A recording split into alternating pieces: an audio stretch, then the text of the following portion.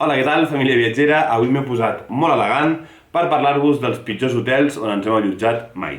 Generalment no som gent de gastar massa en allotjaments, no ens agrada anar ni a Hiltons, ni Marriotts, ni coses d'aquestes, però intentem tenir uns mínims estàndards. Ara el que us explicaré avui són hotels on potser ens hem passat una miqueta massa de senzills, modestos. Comencem per un hotel, de fet és un hostal-pensió que hi ha a Logroño.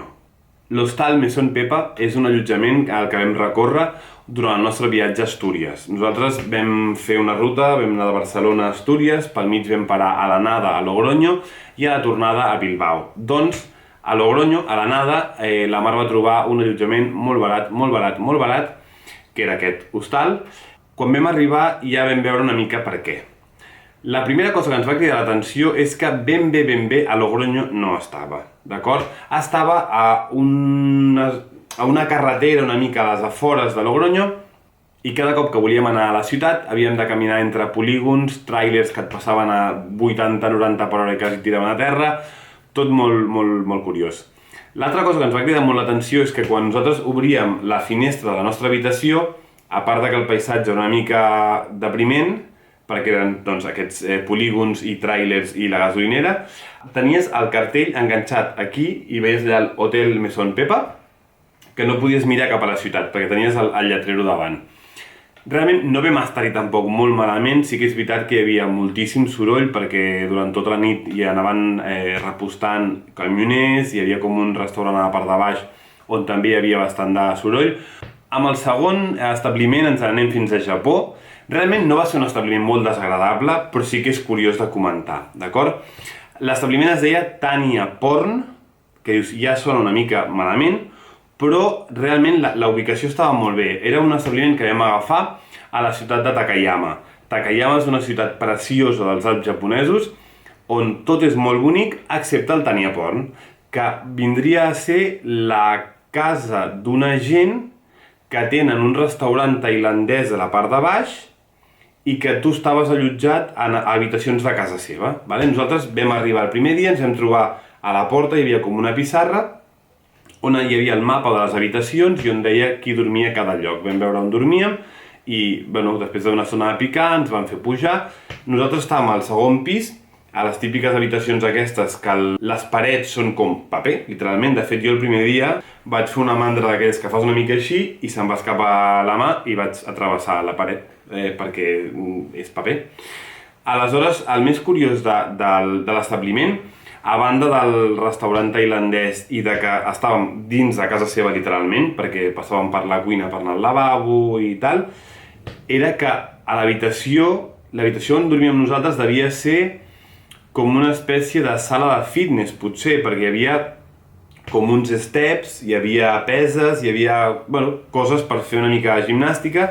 Sí, estàvem avorrits. Ho vam fer servir per fer la broma, evidentment no ens va donar temps de fer servir massa, però era molt particular, tot el rotllo general. El que seria el segon classificat és un hotel a Arusha, a Tanzània, d'acord? I estem una mica com al Mesón Pepa. La Mar va decidir que no dormiríem al centre d'Arusha, sinó que dormiríem a un hotel a les afores. Si no recordo malament, estàvem a 3-4 quilòmetres del centre d'Arusha. I literalment, quan vam arribar a l'hotel, el primer que ens van dir és: ni se us acudeixi sortir de l'hotel. Esteu a l'hotel i si voleu anar a algun lloc, tenim una furgoneta, us acostem on vulgueu anar i us tornem. El que més ens va cridar l'atenció de l'hotel va ser el moment en què la Mar es va anar a dutxar. De cop sento un crit i dic, ui, què passa? M'acosto al lavabo i a dintre de la dutxa hi havia un escorpí. D'acord? Aquest va quedar, evidentment, sempre com l'hotel de l'escorpí. Vam avisar una de les noies de recepció, va venir i amb el mateix tap de la dutxa li va tallar la cua a l'escorpí, que la va tirar pel vàter, i va agafar l'escorpí i se'l va emportar i el tap el va tornar a deixar allà, que va ser en plan, molt bé, molt curiós. I anem al top 1, d'acord? El que podríem denominar l'obra mestra de la cutreria hostalera. I us dic que aquí nosaltres tenim molta part de responsabilitat, d'acord? Us situo una mica. Vam arribar a Ho Chi Minh i, evidentment, quan comences un viatge, doncs comences a organitzar quines excursions faràs des de cada ciutat, etc. I una de les coses més típiques per fer Ho Chi Minh és anar a fer una excursió pel delta del Mekong, d'acord? Que veus els mercats flotants, veus les illes del delta, veus algunes pagodes i val la pena, és molt bonic. Què va passar? Que nosaltres vam seleccionar un pack que incloïa el primer dia anàvem amb un autocar fins a la zona del delta. Allà agafàvem un barco i fèiem una mica de ruta.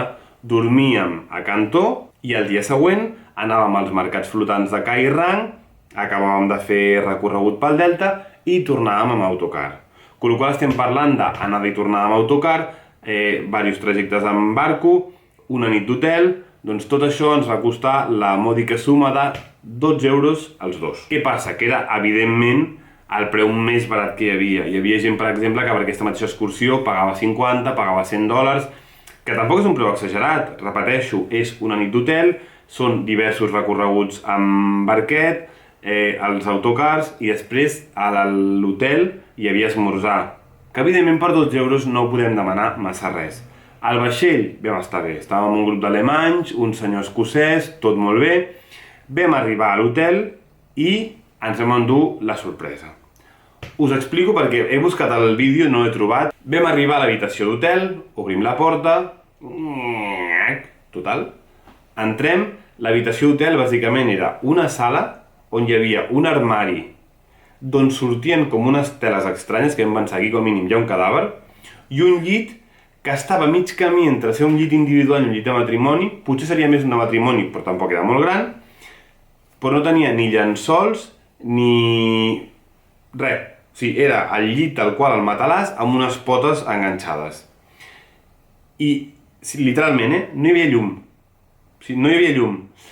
Aleshores, arribaves al lavabo, i el lavabo era una porta que, quan tu obries, la porta ocupava ja tot l'ample del lavabo. Hi havia una pica, tu seguies caminant lateral, perquè és que si no, no podies seguir caminant pel lavabo. Hi havia una dutxa, aquestes que penja una escarxofa, però al mig del lavabo no hi havia ni dutxa en si, o sigui, l'aigua que hi ha a terra, i si seguies caminant una altra vegada fent el pingüí, arribaves al vàter.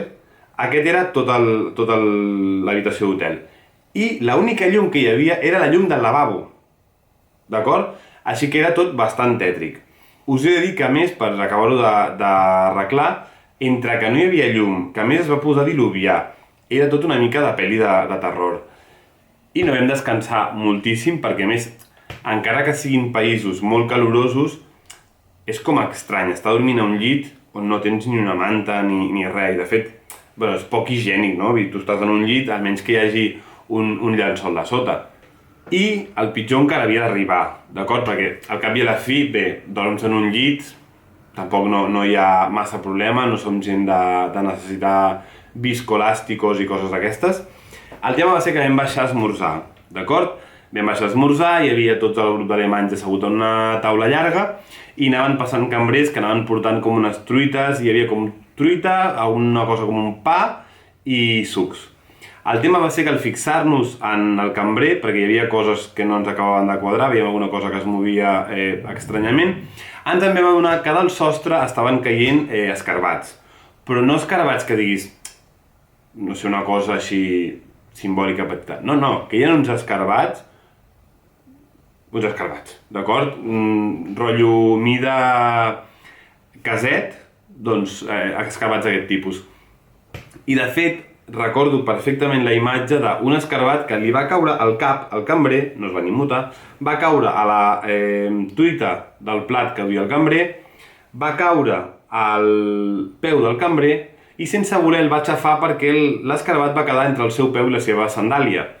I això era el més normal. Pel terra anaves veient escarbats amunt i avall que jo pensava, ai, mare meva, que aquests pobres acabaran tots aixafats. I després, evidentment, quan vam marxar, el resta de cadàvers era exagerat. Així que, bé, probablement direu, home, pagant 12 euros per totes aquestes coses, us ho podíeu esperar. Doncs sí, ens ho podíem esperar. Doncs aquests són els 4 establiments que us volia compartir. Ja sé que us agrada molt imaginar-nos patint allà amb l'escorpí, amb els escarbats, sense llum. Si us agrada aquest tipus de vídeos on us expliquem més coses sobre anècdotes dels viatges i moments on hem rigut, on hem plorat, on hem patit, on ens hem emocionat, poseu-nos en els comentaris, expliqueu-nos què us agradaria veure i ens veiem en el següent capítol. Que vagi molt bé. Adeu.